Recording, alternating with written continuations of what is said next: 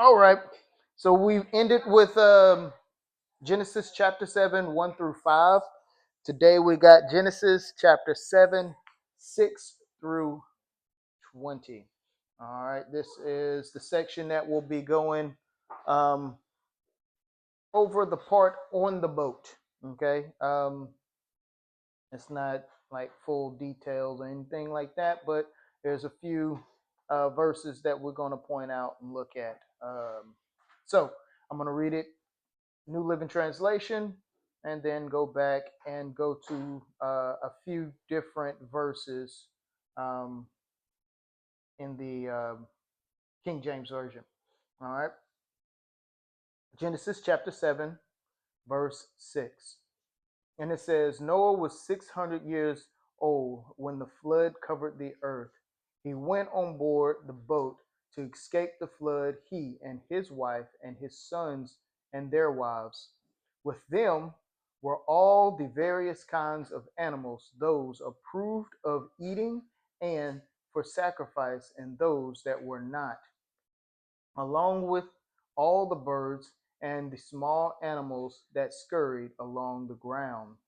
They entered the boat in pairs, male and female, just as Elohim had commanded Noah. After 7 days, the waters of the flood came and covered the earth. When Noah was 600 years old, on the 17th day of the second month, all the underground waters erupted from the earth, and the rain fell in mighty torrents from the sky.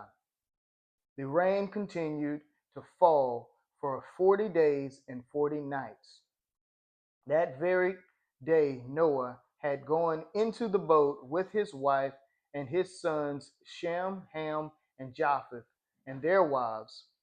With them in the boat were pairs of every kind of animal, domestic and wild, large and small, along with birds of every kind. Two by two, they came into the boat, representing every living thing that breathes. A male and female of each kind entered. This is Elohim had commanded Noah. Then Yahuwah closed the door behind them. For 40 days, the flood waters grew deeper and covered the ground and lifted the boat high above the earth. As the waters rose higher and higher above the ground, the boat floated safely on the surface. Finally, the water covered the highest mountain on the earth, rising more than 22 feet above the highest mountain. All the living things on earth died: birds, domestic animals, wild animals, small animals that scurried along the ground, and all the people, everything that breathed and lived on dry land died. Elohim wiped off every living thing on the earth: people, livestock, small animals that scurried along the ground, and the birds of the sky. All were destroyed. The only people who survived were Noah and those with him in the boat. And the flood waters covered the earth for 150 days. All right. Verse 6, King James, it says, And Noah was 600 years old when the flood of waters was upon the earth. Okay. So this is going to go into his age. Okay. And it says, After Noah was 500 years old, he became the father of Shem, Ham, and Japheth. Okay. So he's 500 when he had his children, or when all his children were born. Okay. I'm sorry, I didn't say. That was Genesis 5, chapter 5, verse 32. Now we're going to Genesis 8, chapter 8, verse 13. All right. And it says, Noah was now 101 years old on the first day of the new year, 10 and a half months after the flood began, the, the flood waters had almost dried up from the earth, Noah lifted back the cover of the boat and saw that the surface of the ground was drying. All right. We know that he was 600 years old, okay, when the flood started, and they said he was 601 years old, okay, when it started, the land started drying, okay, was almost dry, okay, so he was still on the boat at 10 months, okay. Verse 7, and Noah went in, and his sons, and his wife, and his sons' wives with him into the ark because of the waters of the flood. Verse 8. Verse 8.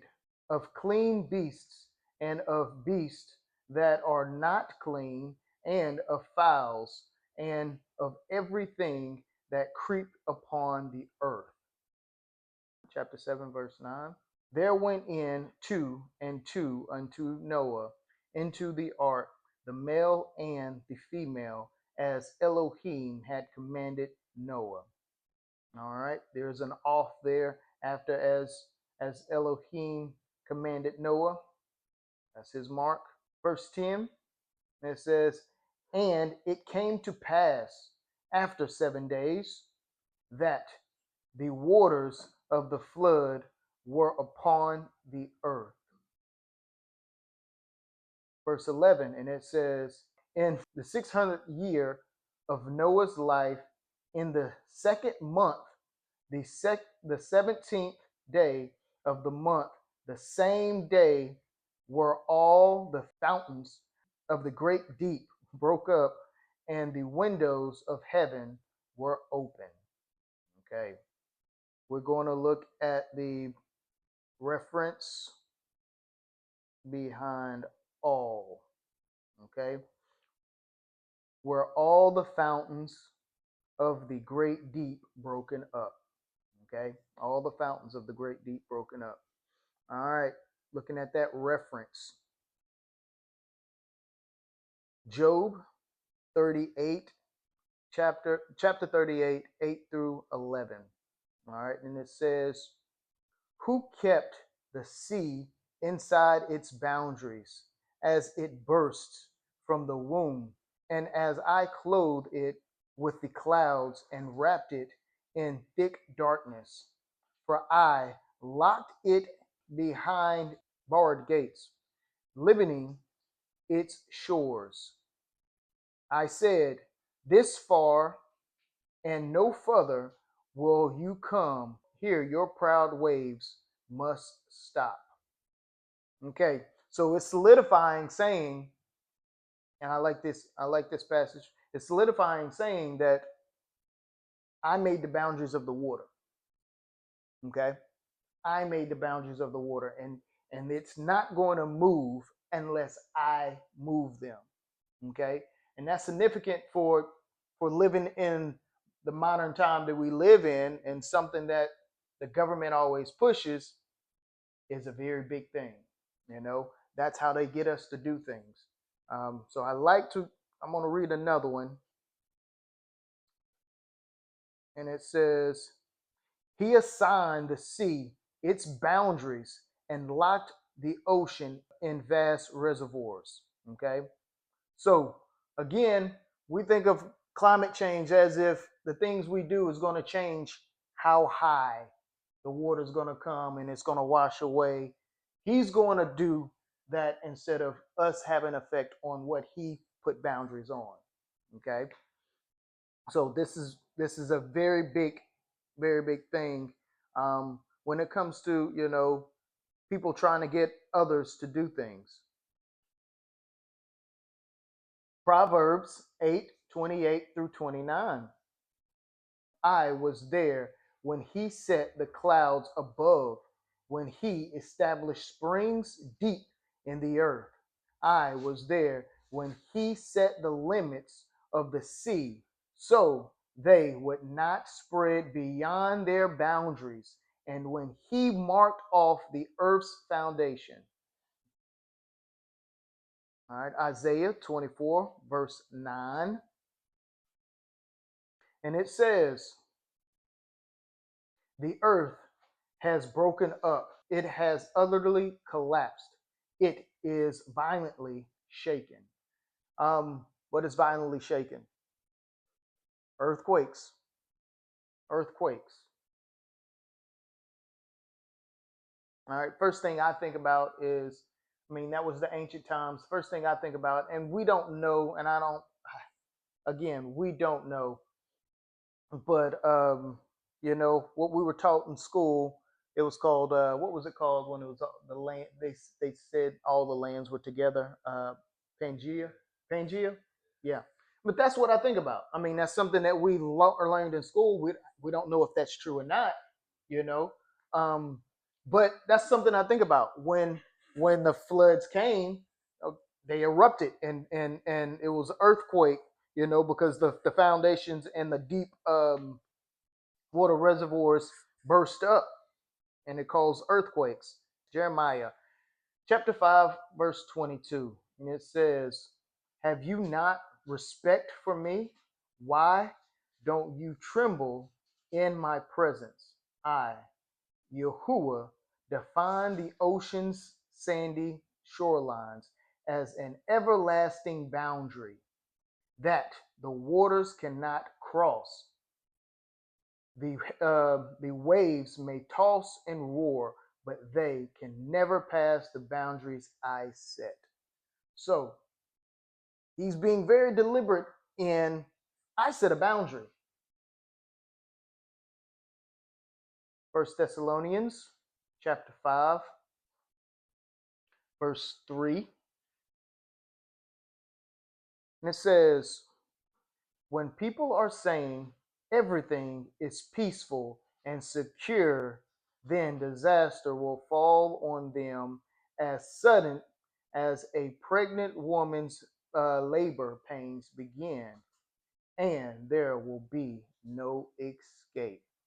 All right. So this is a good one for end times. Okay. Right now, what do they say a lot in government to get us to do certain things? Let's think back at COVID. Safety. I'm going to protect you. Or the Middle East, the what was it? The peace it was the peace treaty that they just did or whatever, supposedly, and then it just got worse and worse and worse. It's continued for the past 8 months. Okay. So anytime when the government is saying, hey, we got you, which they always do, when it comes to like what is it? The SNAP program, stuff like that. I think that does, it helps people, but I think intentions, what's that phrase?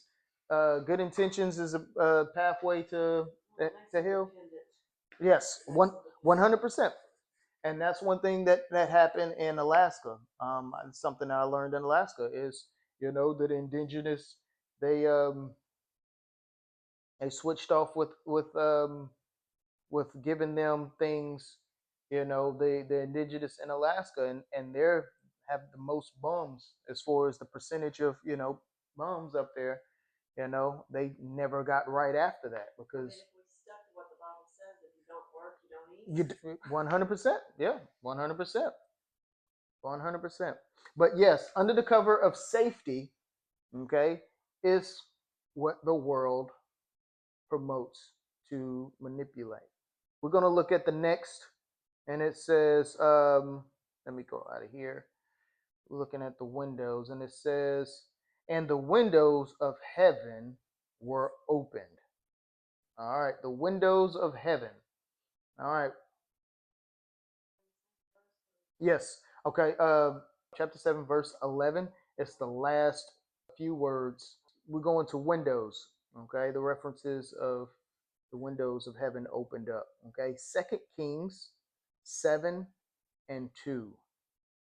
And it says, uh, the officers assisting the king and said to the man of Elohim, that couldn't happen even if Yahuwah opened up the windows of heaven But Elijah replied, "You will see it happen with your own eyes, but you won't be able to eat any of it." All right, this was a good story. Actually, I'm going to go in and read this story. Okay. Um, to dive into it, the windows, the windows opening up is saying that it's raining. Okay, so he's opening up the windows of heaven, and rain is going to pour down. Okay, rain is typically represents um, being fed or being blessed. Okay, open up the windows of heaven. Okay, for blessings that you can't. What is it? God's going to open up the windows of heavens and give out blessings that you can't. Enough blessings that you can't. I can't think of the verse. Um, well, anyway, it's about being blessed so much that you can't even maintain a lot of or handle, because it's like a cup running over. He's just going to bless you. So the windows of heaven being opened up, we want to think about things being blessed. Okay, people being blessed. Okay, so I'm going to go to Second Kings. All right, and I'm going to start off at Second Kings chapter 6, the very chapter 6 verse 33. Um nope, verse 32. And it says, Elijah Elijah was sitting in the house with the elders of Israel when the king sent a messenger to summon him. But before the messengers arrived, Elijah said to the elders, "A murderer has sent a man to cut off my head. When he arrives, shut the door and keep him out. We will soon hear his master's steps following him." While Elijah was still saying this, the messenger arrived. "All this misery is from Yahuwah. Why should I wait for Yahuwah any longer?" Right now, what's going on is that um, we'll figure out. I'll read and we'll know um, what place this is. But it was an army sitting outside, getting ready to attack them. Okay, and obviously Elohim told them to wait. Okay, and the king was impatient. He sent his messenger, and that's what we're hearing now. Okay, the king was impatient, and he sent his messenger. Again, I'm gonna read 33, and it says, "While Elijah was still saying this, the messenger arrived, and the king said, this is the message of the king. He says, all this misery is from Yahuwah.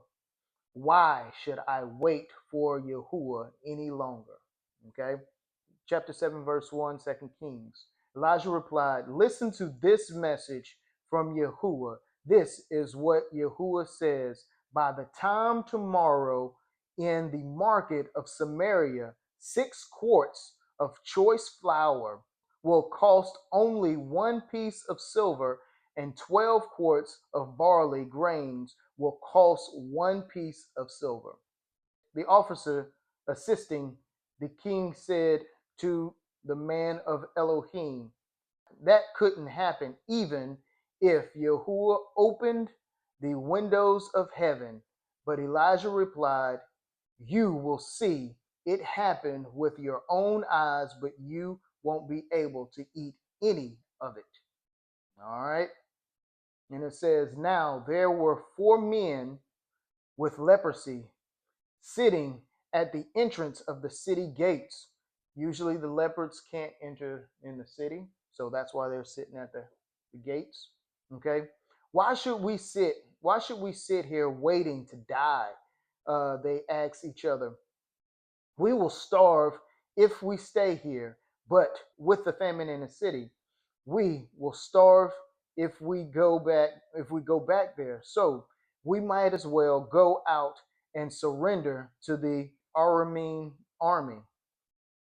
If they let us live, so much is better, but if they kill us, we would have died anyways. So at twilight, they set out for the camp of the Amorenes. But when they came to the edge of the camp, no one was there. For Yahuwah had caused the Amarine army to hear the clatter of speeding chariots and the galloping of horses and the sounds of a great army approaching. The king of Israel has hired the Hittites and the Egyptians to attack us, they cried to one another. So they panicked and ran into the night, abandoning their tents, horses, donkeys, and everything else as they fled for their lives. When the men with leprosy arrived at the edge of the camp, they went into the tent after another, eating and drinking wine, and they carried off silver and gold and clothes and hid it. Finally, they said to each other, "This is not right. This is a day of good news, and we aren't sharing it with anyone. If we wait until morning, some calamity will certainly fall upon us. Come on, let's go back and tell the people at the palace."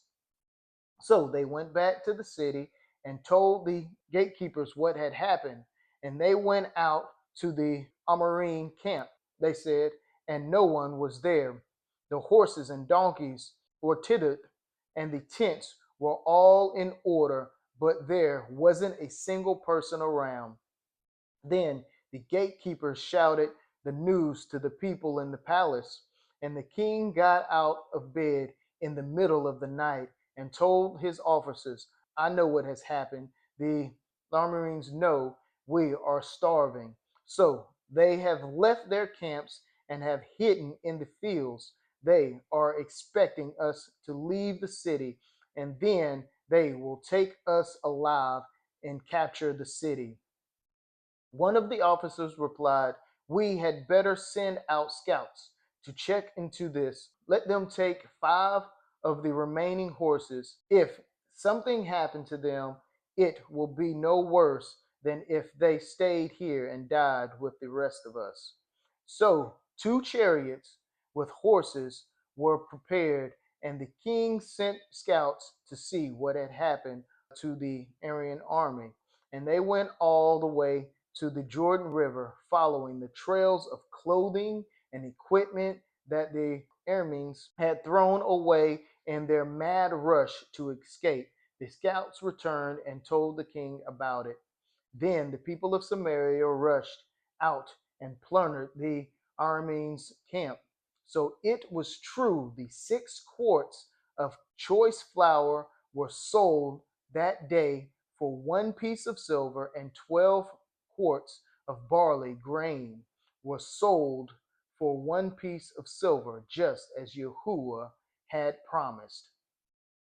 The king appointed his officers to control the traffic at that gate, but he was knocked down and trampled to death as the people rushed out. So everything happened exactly as the man of Elohim had predicted when the king came to his house. And the man of Elohim had said to the king, "By this time tomorrow, in the market of Samaria, 6 quarts of choice flour will cost 1 piece of silver, and 12 quarts of barley grains will cost 1 piece of silver." And the king's officer had replied, "That couldn't happen, even if Yahuwah opened up the windows of heaven." And the man of Elohim had said, "You, you will see it happen with your own eyes, but you won't be able to eat any of it." And so it was, for the people trampled him to death at that gate. All right. The reason why I was reading that was because, one, opening up the windows of heaven is always referred to blessings or being prosperous or um, nourishing the ground for crops to grow. Okay. But also, what Yahuwah says is going to happen, it's always going to happen. So we got to be careful what we say. because we might just see something amazing and then die right after. All right. Going back to Genesis chapter 7, right? Genesis chapter 7, verse 11. All right. Psalms chapter 78, verse 23 through 24. And it says, "But he commanded the skies to open. He opened the door of heaven and rain down manna for them to eat, to give them bread from heaven." All right, this is the Israelites when they were in the wilderness after the great exodus out of Egypt. Okay, they was complaining about they was hungry, and every day for 40 years, Yahuwah rained down manna onto the earth, and they would every morning they go out and they would collect it. They would collect that bread and they would eat it for the day. Okay, on the sixth day they would collect that manna enough for 2 days because the seventh day was the Sabbath, so they couldn't go out and collect. Okay, that's a form of working, collecting food. Okay, so he opened up the windows of heaven every morning for 40 years and fed the Israelites with bread of heaven, manna. All right. Malachi chapter 3, verse 10, and it says, "Bring all the tithes into the storehouse, so there will be enough food in my temple. If you do, says Yahuwah of heaven's armies, I will open up the windows of heaven for you. I will pour out," this is what I was trying to say, "I will pour out a blessing so great you won't have enough room to take it in. Try it. Put me to the test." Okay. All right. Um. Also, I put here, it says this date is also significant in the past times. Okay, we are going to go to Jubilees today, but it says again, and it says when Noah was 600 years old on the 17th day, okay, of the second month. All right, 17th day of the second month. All right, but before we go there, um, he opened up the windows of heaven. So he said he was going to flood the earth, right? And we know flood is what? The flood is what? Chaos and destruction, okay? Right? But he also said here, he opened up the windows of heaven. So while he is bringing chaos and destruction, he's also bringing what? Blessings. How is he bringing blessings? Opening up the windows of heaven. He's also saying it's a duality. I'm going to destroy the earth, but I'm going to save my people at the same time. So Noah and his family is going into the ark. So there's destruction, and he's opening up windows to bless the people that's within him. Okay. So that's something to think about. All right, Jubilees. We're going to go to Jubilees, chapter 3, verse 16 through 18. Remember the 17th, the second month and the 17th day of that month. All right, Jubilees 3. Oh, here we go. And it says, "And in the first week of the first Jubilee, Adam and his wife were in the Garden of Eden for 7 years, tilling and gardening it. And we gave him work, and we instructed him to do everything that is suitable for tillage. And he tilled the garden and was naked and knew it not and was not ashamed." Remember that we talked about not ashamed. So he had the fear of Yahuwah. And it says, "And he protected the garden from the birds and the beasts and cattle, and gardened its fruit, and ate it, and put aside the remnant for himself and for his woman, and put aside that which was being kept. And after the completion of 7 years, which is an important number, 7 years, which he had completed there, 7 years exactly. All right. It says, and in the second month, on the 17th day of the month, the serpent came and approached the woman, and the serpent said to the woman, has Elohim commanded you, saying, ye shall not eat of every tree of the garden. All right. So the serpent came in the second month on the 17th day, and the floods came, okay, in Noah's time, the second month on the 17th of that month. Okay. So what I think about is this is where sin entered. Okay. Sin entered because Adam had ate that fruit. And this is the consequences. The flood is the consequences, okay, of that sin. Okay. So it came to pass from Adam and Eve through his children all the way down to Noah. Okay. So second month, or the 17th day of the second month. Okay. What is anybody know the first month, or what month the beginning of the year is according to the Bible? Real quick, it's called Abib. Okay, Abib. Oop, Abib. All right, Abib, and I'm going to read a few of these right here, just so we don't go through and I lose my place. And it says, from now on, from now on this month. Okay, this is Exodus 12:2. It says, from now on, this month will be the first month of the year for you.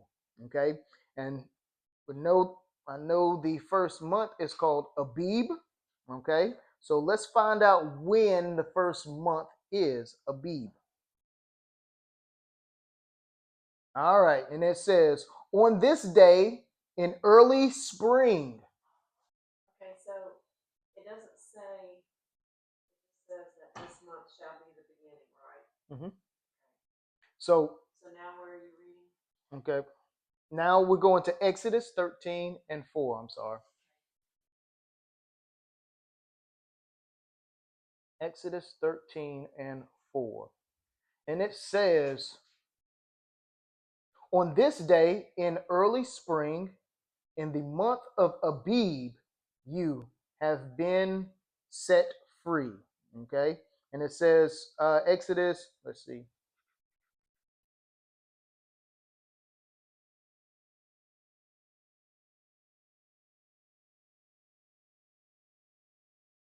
Okay. Okay. So Abib being the first month is in the spring. Okay. It's not in December. It's in the spring. Okay. Um, and when we look at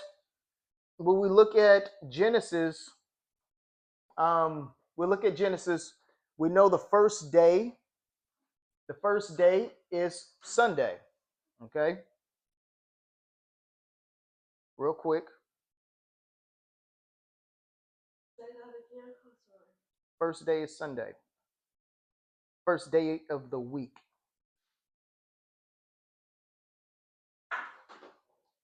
What is the first day of the week biblically?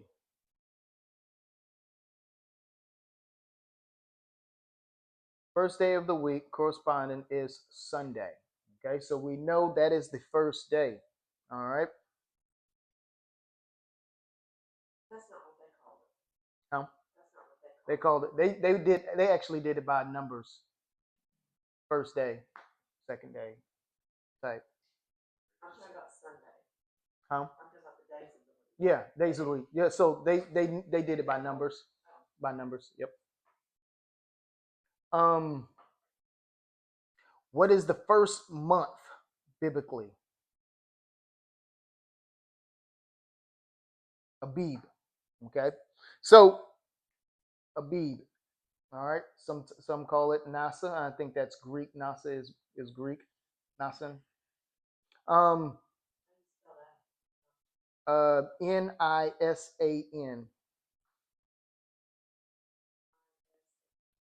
Nisan. Okay. All right. Um. So I'm not gonna go too far into the calendar. Um. I did extensive research on mapping it out according to um, the biblical uh, writings throughout the Bible. But it's good to know that this started, the flood started at the beginning of the year, which was in between March and April. Okay, beginning of spring. All right. The reason why I said I, I I looked at the first day being a Sunday. Okay, we know that the first day started at evening, so it started dark. Okay, so on that day, the night or the evening and the day equaled in time.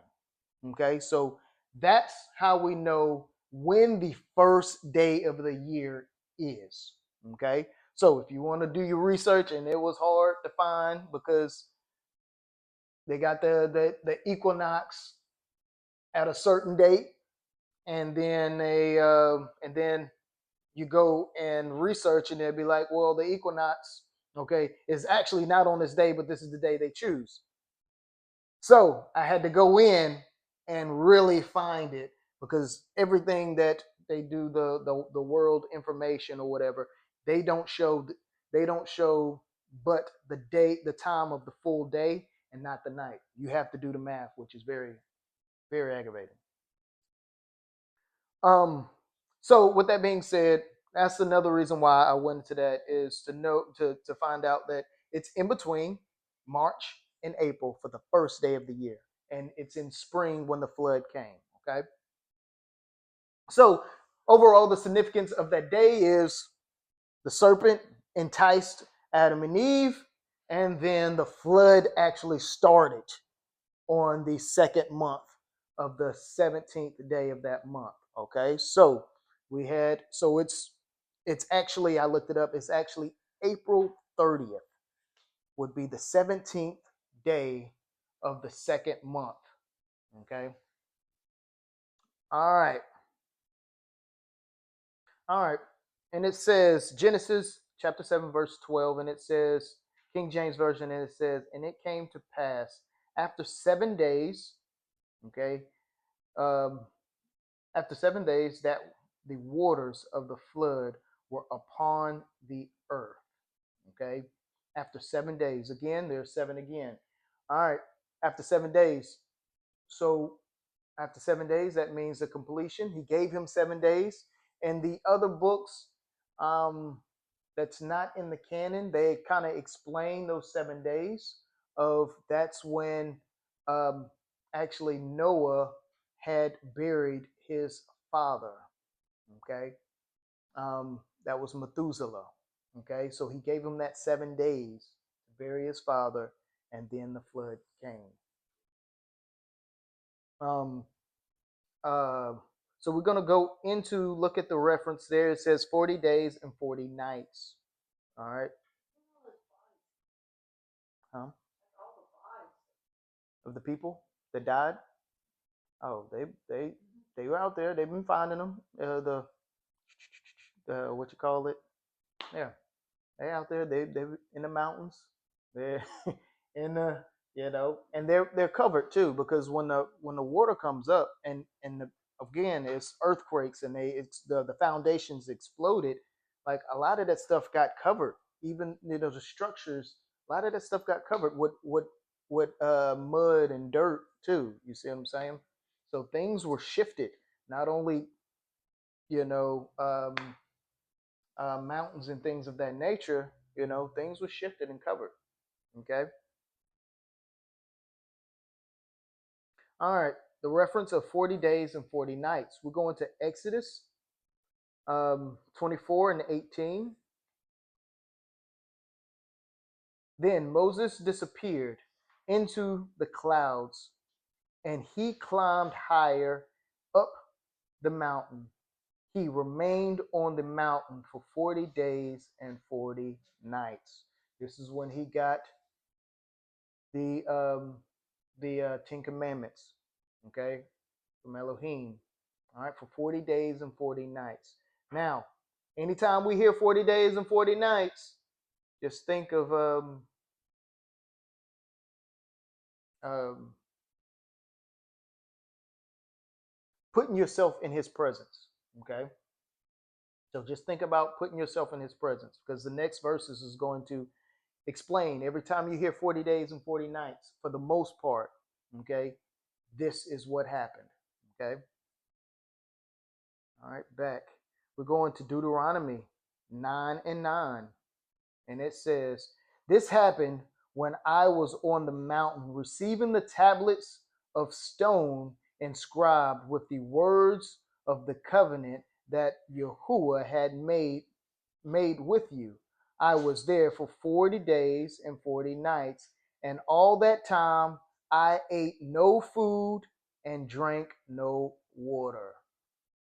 So being in the presence of Yahuwah, ate no food, drank no water. 40 days, 40 nights. That was a fast. How do we get closer? Baby.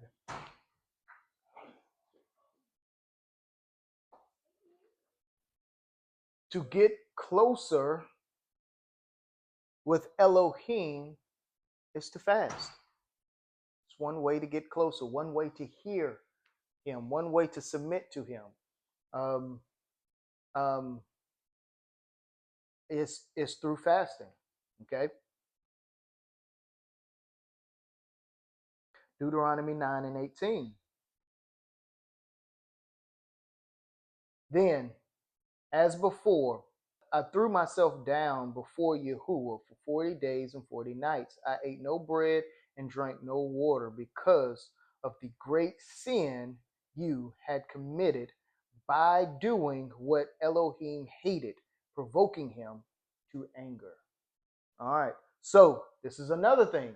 So when you're fasting, okay, he said, this is what he said. He said, I ate no bread and drank no water because of the great sin you had committed by doing what Elohim hated. Okay, provoking him to anger. So a lot of times in the Bible, it speaks on, when you have something coming up and you worried or whatever, fast and pray. Fast meaning not eating and praying. That's how you get closer to hear from him for guidance. Okay. So he said, I ate no bread and drank no drink, no water because of the great sin you had committed by doing what Yahuwah hated, provoking him to anger. So he said, "Oh, I need to fast and pray. This is the least I can do. Afflict myself. I gotta afflict myself to hear him." Okay. All right, to hear his word, but also to show my reverence um, to him, so he can give me guidance and heed what I pray for. Please don't kill them all, because I know how you work. They sin, you're gonna get rid of them. So he's pleading for his people. Okay. Deuteronomy 10 and 10. As for me, I stayed on the mountain in Yahuwah's presence for 40 days and 40 nights, as I had done the first time. So he did this more than once. And once again, Yahuwah listened to my plea and agreed not to destroy you. So he fasted and he prayed. And what did they say? Yahuwah listened to my pleas and agreed not to destroy you. Okay? So they telling you what you need to do. When you come into a calamity or coming into or whatever, and you ask for forgiveness, or you having a situation in life and you just don't know what to do, fast and pray. All right. First Kings 19:8. So he got up and ate and drank, and the food gave him enough strength to travel 40 days and 40 nights to Mount Sinai, the mountain of Elohim. So after he ate, it was a long journey, obviously. I can't remember exactly who this was. Was it Elijah? First Kings?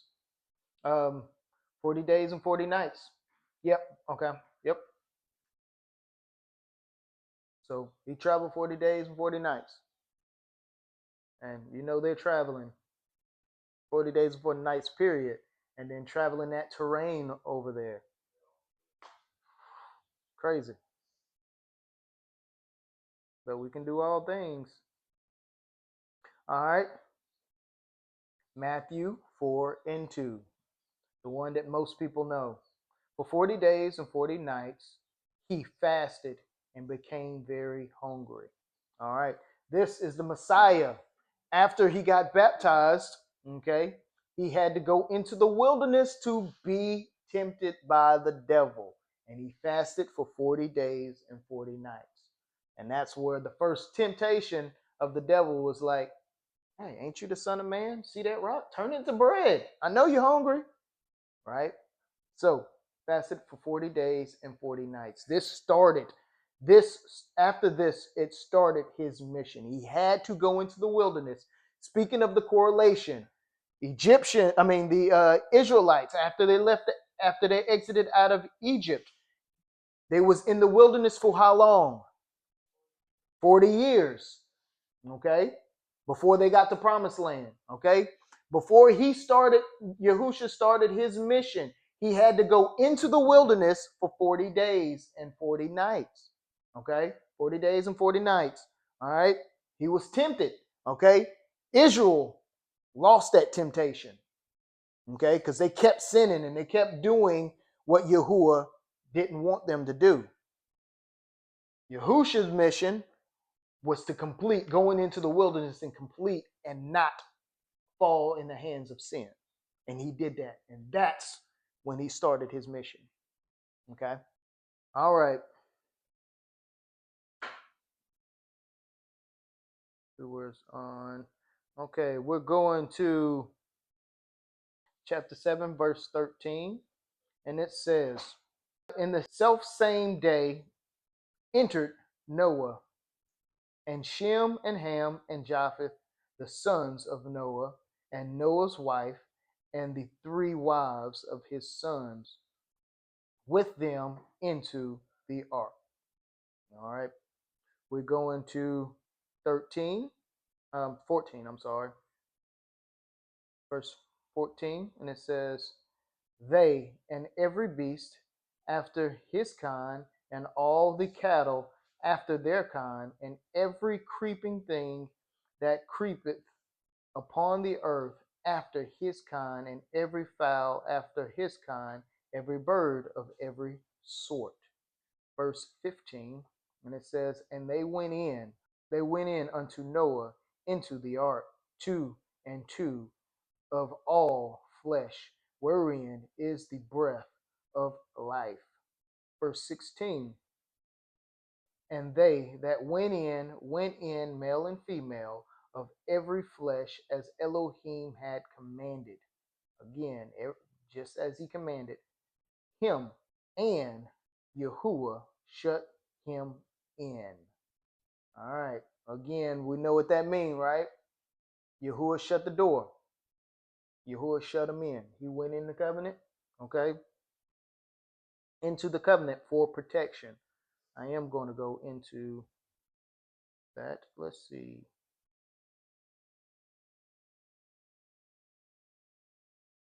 Yahuwah shut him in. All right, I'm going to read a few of these, okay, real quick. Some we already read. The reference of, goodness, where am I at? All right, Yahuwah, shut him in. That's where the Lord, shut him in. All right, we're here. First Kings, and it says, then go into the house with your sons and shut the door behind him. Pour olive oil uh, from the flask into the jar, setting each one aside when it is filled. We didn't read this one. So she did as she was told. Her sons kept bringing jars to her, and she filled one after another. That was the widow with Elijah. Okay, all right. And the Bible does that a lot. Okay, they tell just like if y'all seen some of the YouTube, or YouTube's where I read the Jasher of the beginning, and Jubilees of the beginning, and Genesis of the beginning. They tell three stories that fill in each other, just like the Gospels. The Gospels tell the same story, but in different way to fill in the pieces. Okay, for a full story. Okay, so this is saying, he kept them, he protected them, and he fed them, okay, in the time of need. All right. Deuteronomy 33 and 27. And it says, then the eternal Elohim is your refuge, and his everlasting arms are under you. He drives out the enemies before you. He cries out, destroy them. Okay? Talking about the enemies. He protects us when we're in him. Okay. Psalms 46 and 2. When it says, so we will not fear when the earthquakes come and the mountains crumble into the sea. All right. So again, when we're in him and calamity has happened, destruction is happening, the end of the world is happening. He's saying here, okay, if you're in him, it says, so we will not fear when earthquakes come and the mountains crumble into the sea. Okay, so when we're in here, everybody else is going to be, we shouldn't be afraid because we're in him and he's going to take care of us. Okay, when calamity comes and you're not in him, yes, you're going to panic and you're going to do what? Sin. So another way of saying it is um, the mark the mark of Satan. Okay, the mark of Satan is, if you have Satan in your heart, you're going to do Satan's work.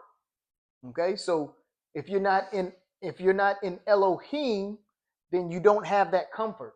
So you're going to have chaos in your heart, right? So you're going to go and you're going to panic and do of Satan's work, right? Okay, but if you have the mark of Elohim, okay, you are secure, okay, and you're not going to be frantic and doing everything that you're not supposed to. He says, go inside, close the door, and lock it, right? Last one of this one I'm going to read, Psalms 91, 1 through 10.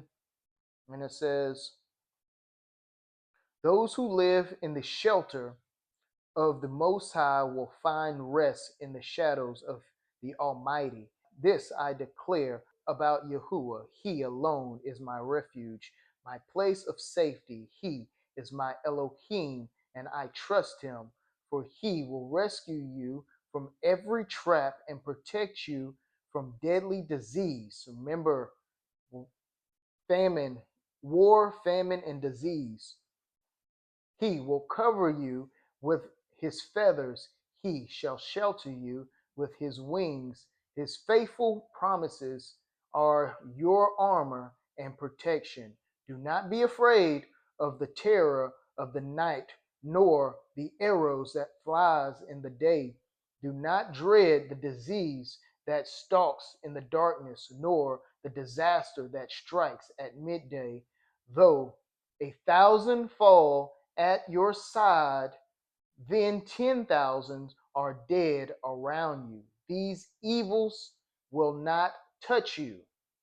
Just open your eyes and see how the wicked are punished. If you make Yahuwah your refuge, if you make the Most High your shelter, no evil will conquer you, no plague will come near your home. It's important. It's important to hear and know.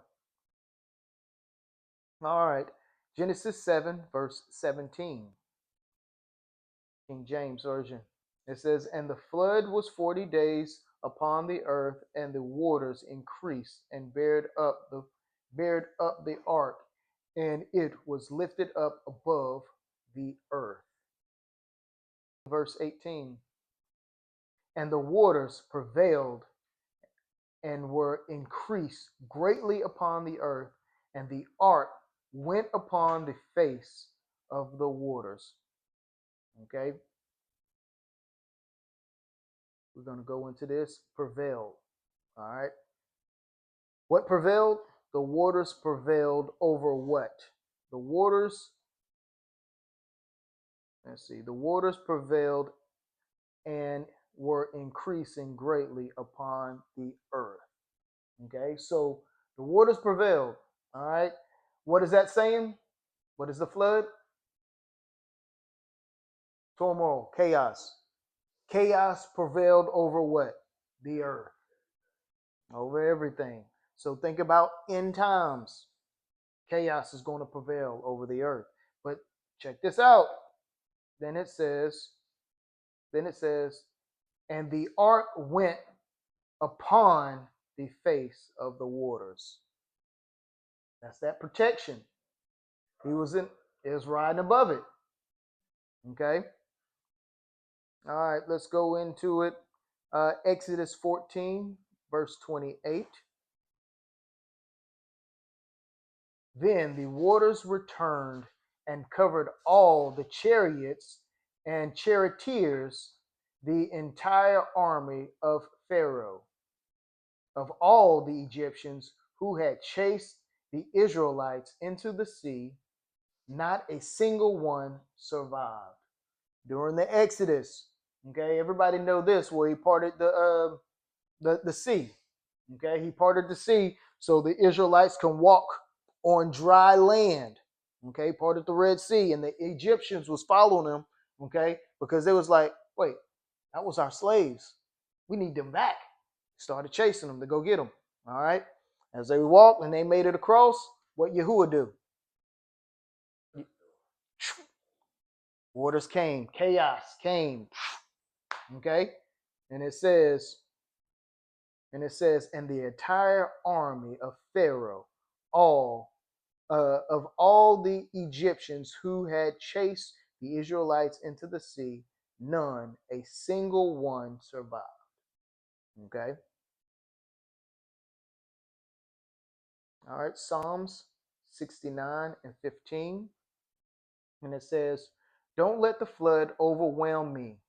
This is a prayer. This is King David. Don't let the floods overwhelm me, or the deep waters swallow me. Okay, remember at the end in Revelations, it says Satan was chasing the woman, and the earth swallowed up the flood that Satan had spewed out of his mouth. Same thing here. He says, David, this is a prayer. He says, don't let the floods overwhelm me, or the deep waters swallow me up, or the pit of death devour me. Okay, this is when King David, this is before he became king, when King Saul was after him. So he had the whole armies going after King David because King Saul was anointed by Yahuwah, okay, but he didn't do right. And then because he wasn't doing right, the prophet Samuel said, you're no more, you're no longer the anointed one. Yahuwah has anointed another. And he sent King Saul in madness, and when he found out who was anointed, he went after David. He's trying to have him killed. He tried to kill him, and he tried to have him killed, and all that. Okay, so this is David praying. He says, "Don't let the floods overwhelm me." Talking about the people after him. Okay, or the deep waters swallow me. Okay, all right, or the pit of death devour me. Okay, so he was out in the wilderness before he became king. He was out there. I can't remember how long he was out there. That's interesting to think about now that you know, but he was out there for a long time. So before he got his promise, he was in the wilderness. So I never even thought about that.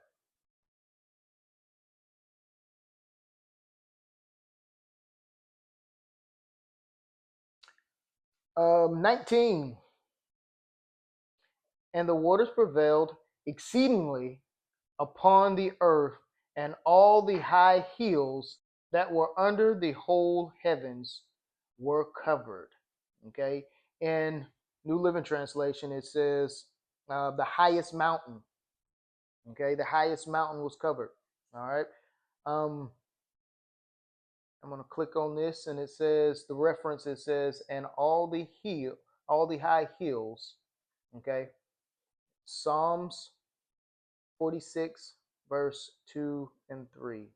And it says, so we will not fear when earthquakes come and the mountains crumble into the sea. Just like earlier, let the oceans roar and foam.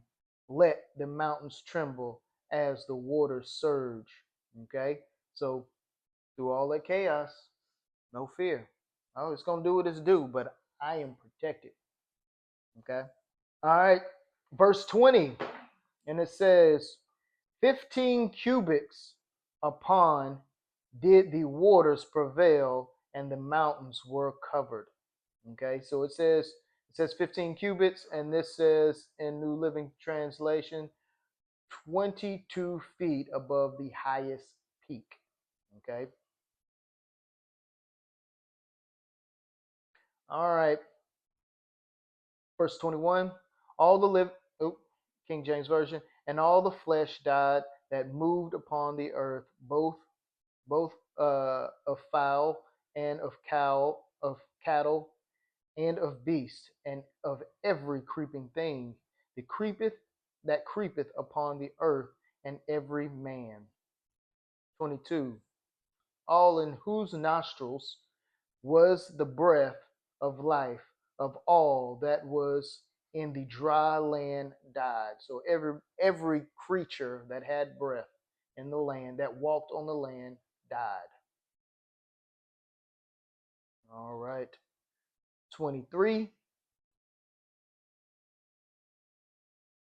And every living substance was destroyed, each was upon the face of the ground, both man and cattle, and the creeping things, and the fowls of the heaven, and they were destroyed from the earth. And Noah only remained alive, and they that were with him in the ark. Verse 24, and it says, and the waters prevailed upon the earth and 150 days. Okay. All right. So the waters prevailed upon the earth and 150 days. New Living Translation, it says, and the flood waters covered the earth for 150 days. All right. So how long was it then of the rain and the actual standing water? So we know it rained for 40 days and 40 nights. And then it said 150 days the water prevailed there. So it was 190 days from the start of the rain to the end of the water before it started to recede. Okay. And then the next chapter, which we'll go over next week, okay, is going to talk about the earth drying up. But let's read here, and it says, Genesis chapter 8, verse 3 through 4, compared with Genesis 7 and 11. I'm going to read those here in a second. And it says, of that chapter, the breaking up of the foundations of the great deep, and the raining and the raining 40 days and nights has raised the water 15 cubits, or 22 feet and a half above the highest mountain, after which 40 days it appeared to have continued at this height for 150 days. So 40 days and 40 nights plus 150. Okay, let's read what they got here. Genesis 3, which we have read. No, we haven't. Genesis chapter 8, verse 3 and 4, and it says, So the so the flood waters gradually receded. Yep, gradually receded from the earth after 150 days. Exactly 5 months from the time the flood began, the boat came to rest on the mountain of Aret. Okay. So the mountain did land, but they didn't get off the boat. Okay. Because it was still water. They was at a high thing, so they was at the top of a mountain. Okay. All right, Genesis 7 and 11. And it says, when Noah was 600 years old, on the 17th day of the second on the second month, all the underground waters erupted from the earth, and and the rain fell in mighty torrents from the sky. Okay, so he was 600 when it started. Okay, and next week we'll find out that he was 101 and what his birthday actually was.